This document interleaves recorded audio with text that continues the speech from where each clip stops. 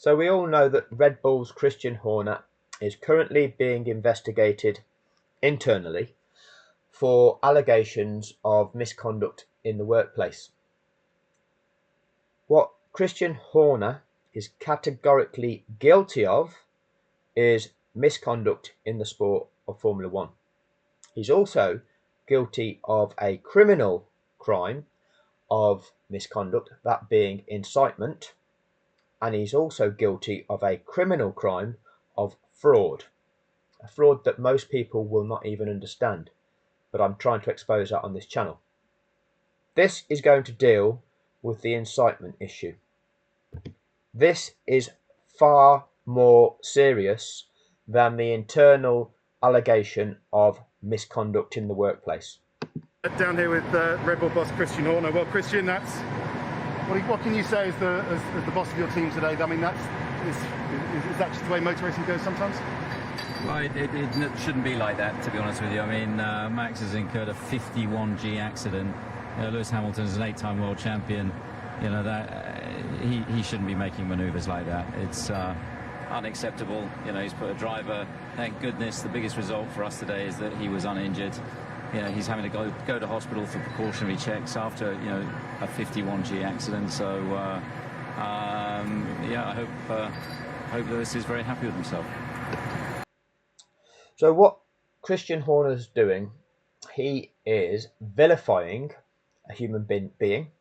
He is projecting to people wrongdoing on the part of an individual, and that is completely false, complete disinformation. Well, yeah. I mean, what about it did you object to? Yeah, well, he stuck a wheel up the inside in a corner that you just know you don't do that. You just... I can give you countless examples of motor racing cars overtaking each other at that corner. Christian Horner projects to the world that you're doing something that is a definite no-no, and that is completely false. Look at this. This is on entry to that corner. This is the recognised braking zone to Copse Corner. You're slowing down to make it around that bend. At that slowing down braking zone, Lewis Hamilton is almost level with Max Verstappen. He is more than halfway alongside. He is the attacking car. He's more than halfway alongside. He's got the inside line to a corner. The rules of engagement mean that means Lewis Hamilton is entitled to that corner. He's entitled to track room. He's entitled to space. The other driver has to yield. He has to back out, or if he wants to try and make it around alongside him, he has to leave Lewis Hamilton track room. Instead of doing that, Max Verstappen, as always, did not back out. Instead, tried to force his opponent to have to back out, tried to either stay on the gas for a bit longer or not brake sufficiently to force his car ahead, and he tried to chop across the line of Lewis Hamilton's car, a line that Lewis Hamilton was entitled to be on, and in doing so, caused a collision which put himself out of the race. That is the facts of it, and Lewis Hamilton has been wrongly vilified with disinformation designed to vilify him and designed to incite people against him. That is a fact. That is what this man is doing. Don't stick a wheel up the inside of Copse on in that corner, in that circumstance. He was nowhere near ahead. It was contact.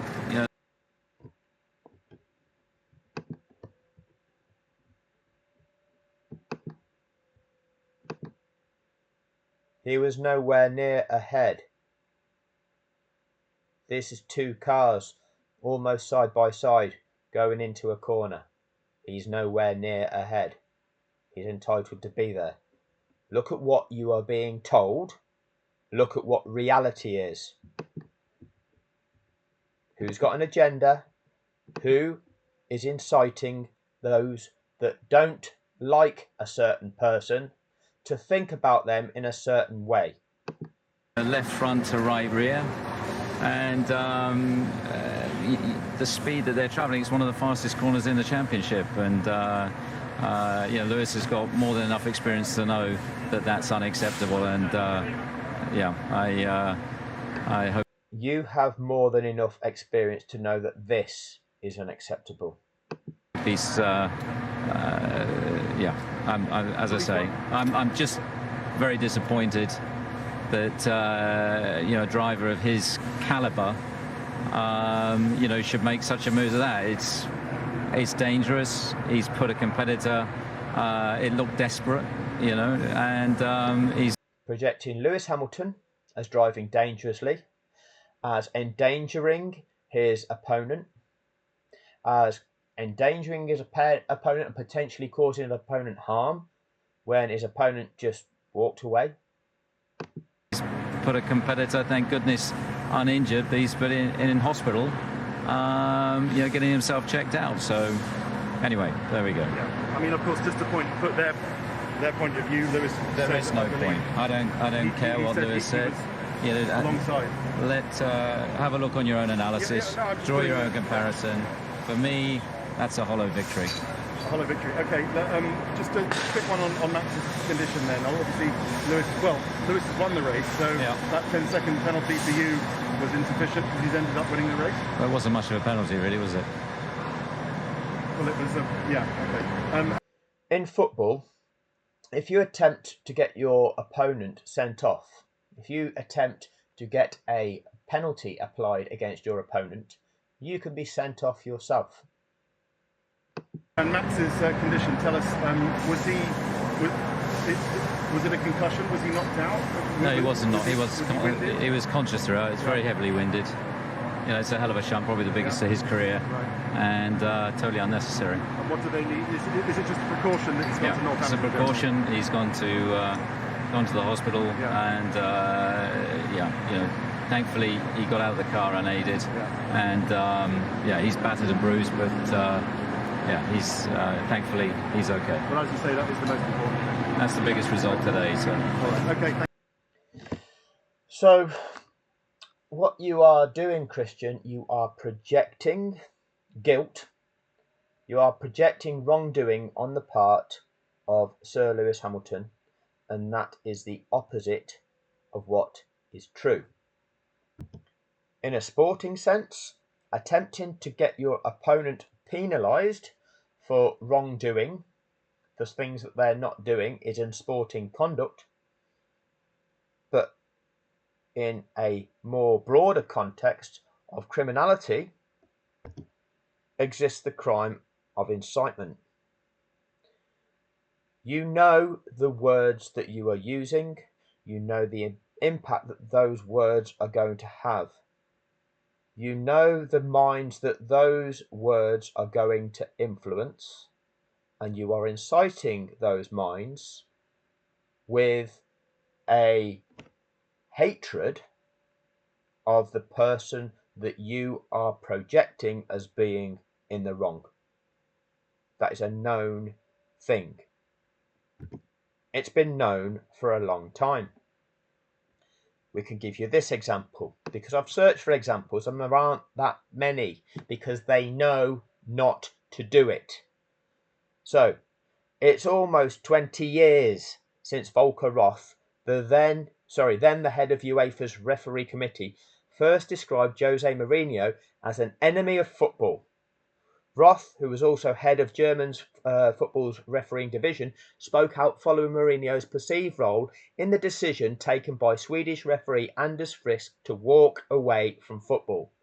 The context was a Champions League fixture between Chelsea, then managed by Mourinho, and Barcelona in 2005, which the Catalan club won 2-1.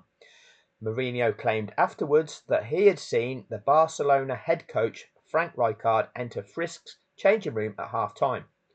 Chelsea's Didier Drogba was sent off in the second period, and Mourinho's words appeared to challenge the integrity of the match official, who denied the encounter, but Mourinho received a 2-match touchline ban and a fine for bringing the game into disrepute. Yet, in the weeks that followed, football supporters managed to find Frisk's personal mobile phone number, on the landline of his family home. He received emails and letters, and perhaps the darkest moment came when the callers spoke to his children at the family home, and according to a 2005 interview with Frisk in the Times of London, warned they knew what each person in the house was doing in every room. Quite disturbing. Roth, the UEFA referees boss, added, Frisk quit because he got death threats. He's one of the best referees in the world. Do you think I'm delighted to see one of my best referees packing it in? This development is bad. Referees and their families should not have to live with death threats. Mourinho, therefore, should be aware of the weight his words can carry. For better or worse, Mourinho is a leader whose words inspire those who follow him. Christian Horner's words inspire those who follow Max Verstappen. That is a known thing. This is a known dynamic. Christian Horner has lied about what took place to vilify the wrong guy with disinformation. The added dynamic, which is a known dynamic, is the issue of race. We know that there is a section of society which will target people of colour. We know there is one man of colour in the sport of Formula One. We know that he has already received racist abuse in that sport. When you vilify him, when you wrongly vilify him, you know what it is going to cause and what it is going to attract. This is something that we have witnessed. It is a known dynamic. This took place in July 2021. So let's listen to what Gareth Southgate has to say. The players have had an incredible togetherness and spirit, which I think has brought so many parts of our country together. For some of them to be abused is unforgivable, really. I know a lot of that has come from abroad, but not all of it, and it's just not what we stand for. We I think have been a beacon of light in bringing people together, in people being able to relate to the national team, and the national team stands for everybody, and so that togetherness has to continue, and we've shown the power our country has when it does come together and has that energy and positivity together. We felt that from the fans, and I'm incredibly proud of the players. Hate won't win. Let's have a look at that hate won't win. So we can look at this. Hate won't win. BBC Sport and Sky Sports. Sky Sports unite over online hate. You know, the same Sky Sports who offer the platform to Christian Horner to spew his words of hate targeting Sir Lewis Hamilton. Let's have a look what the hate won't win campaign is. We don't have to agree on everything. Who is the best team? Whether it was in Or out? Who's right and who's wrong? That's sport. That's why we love it. But there are some who don't play by the rules. Hate and online abuse ruins lives. If we see it in our social feeds, we will call it out. No yellow cards, no second chances. Sky Sports and BBC Sport May not share a screen, But we do share this commitment. When we're on the same team, Hate won't Win. Jenson Button there, Formula One. So the sport of Formula One is aware of hate not winning and the dynamics that are in play within hate not winning. So that was the 21st of May 2021. Gareth Southgate was the 12th of July 2021. Christian Horner, well, that's just showing you that my other videos are being blocked by YouTube and Formula One. And Christian Horner says to the world, week after the Gareth Southgate interview on the 18th of July 2021, this vilification of Sir Lewis Hamilton. It's a known dynamic. You only need to go on the BBC website, type in the search bar, football racism. We will know about all these incidents being reported of racism in football. There's 29 pages of articles about it. It's a known dynamic. They are known attitudes that exist. These people exist. Their vileness exists. You appeal to that vileness when you vilify the wrong guy over the wrong things when you know these dynamics are in play. That is what you have done, Christian Horner. And, as stated here, Mourinho and others know the influence of their words. You know the influence of your words, Horner, and you were quite happy to spew it. Think of when Lineker tweeted about the government's use of language when vilifying asylum seekers in the way that they did, and the attitudes that that stirs up. It's a known dynamic.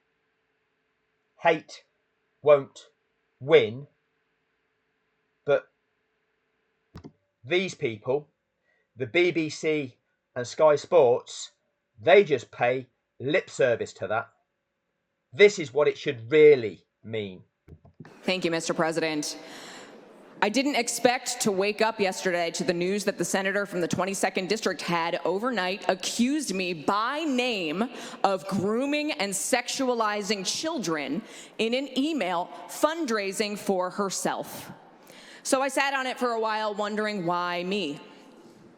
And then I realized, because I am the biggest threat to your hollow, hateful scheme. Because you can't claim that you are targeting marginalized kids in the name of, quote, parental rights if another parent is standing up to say no.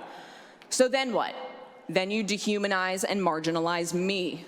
You say that I'm one of them. You say she's a groomer. She supports pedophilia. She wants children to believe that they were responsible for slavery and to feel bad about themselves because they're white. Well, here's a little bit of background about who I really am. Growing up, my family was very active in our church. I sang in the choir. My mom taught CCD. One day, our priest called a meeting with my mom and told her that she was not living up to the church's expectations and that she was disappointing. My mom asked why. Among other reasons, she was told it was because she was divorced and because the priest didn't see her at Mass every Sunday. So where was my mom on Sundays? She was at the soup kitchen with me. My mom taught me at a very young age that Christianity and faith was about being part of a community, about recognizing our privilege and blessings and doing what we can to be of service to others, especially people who are marginalized, targeted, and who had less, often unfairly. I learned that service was far more important than performative nonsense like being seen in the same pew every Sunday or writing Christian in your Twitter bio and using that as a shield to target and marginalize already marginalized people. I also stand on the shoulders of people like Father Ted Hesburgh, the longtime president of the University of Notre Dame, who was active in the civil rights movement, who recognized his power and privilege as a white man, a faith leader, and the head of an influential and well-respected institution, and who saw black people in this country being targeted and discriminated against and beaten, and reached out to lock arms with Dr. Martin Luther King Jr. when he was alive, when it was unpopular and risky, and marching alongside them to say, "We've got you," to offer protection and service and allyship to try to right the wrongs and fix injustice in the world. So who am I? I am a straight, white, Christian, married, suburban mom who knows that the very notion that learning about slavery or redlining or systemic racism somehow means that children are being taught to feel bad or hate themselves because they are white is absolute nonsense. No child alive today is responsible for slavery. No one in this room is responsible for slavery.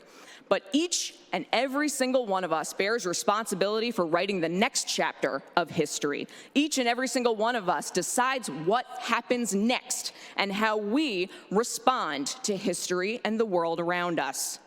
We are not responsible for the past. We also cannot change the past. We can't pretend that it didn't happen or deny people their very right to exist. I am a straight, white, Christian, married, suburban mom. I want my daughter to know that she is loved, supported, and seen for whoever she becomes. I want her to be curious, empathetic, and kind. People who are different are not the reason that our roads are in bad shape after decades of disinvestment, or that healthcare costs are too high, or that teachers are leaving the profession. I want every child in this state to feel seen, heard, and supported, not marginalized and targeted because they are not straight, white, and Christian. We cannot let hateful people tell you otherwise, to scapegoat and deflect from the fact that they are not doing anything to fix the real issues that impact people's lives. And I know that hate will only win if people like me stand by and let it happen. So I want to be very clear right now. Call me whatever you want. I hope you brought in a few dollars. I hope it made you sleep good last night. I know who I am. I know what faith and service means and what it calls for in this moment. We will not let hate win.